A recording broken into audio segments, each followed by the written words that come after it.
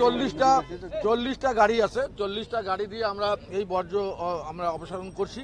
আমাদের যদিও গতবার 10 ঘন্টা লাগছে, আমরা ধরে রাখছি যে আমাদের 130-40 গাড়ি ময়লা আমাদের এখানে যাবে। এমনিতে নর্মালি 90-96 গাড়ি যাইতো, এখন 130-40 গাড়ি ময়লা হবে, তার বেশি হতে পারে। আমরা প্রস্তুত আছি।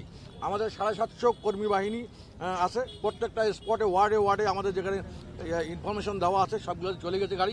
আমরা বলেছি, সর্বশেষ সময় দিচ্ছি যে আপনারা 5টার মধ্যে আপনার বর্জ্যটা নিকটস্থ ডাস্টবিনে দেন। হ্যাঁ, এখন যারা পার্সোনালি বাড়ির উঠানে করেছে, রাস্তায় করেছে, তারা যদি বর্জ্যটা ঢেকে বাড়িতে রাখে তাহলে তো আমরা এখানে পাবো না।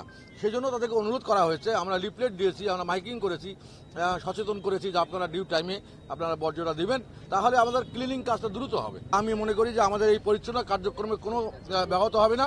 এটি যাওয়ার চ্যালেঞ্জ, এটা আমরা মনে করি এটা চ্যালেঞ্জ হিসাবে নিয়েছি। আমাদের এই বর্জ্যমুক্ত করা এটা আমাদের রংপুর সিটি কর্পোরেশনের একটা অন্যান্য অ্যাচিভমেন্টের সঙ্গে এটা একটা নতুন এডিশন। আমি মনে করি যে রংপুরকে বর্জ্যমুক্ত করবো। Vision is it, ঠান্ডায় হবে chill. Vision is it, come on, I can do.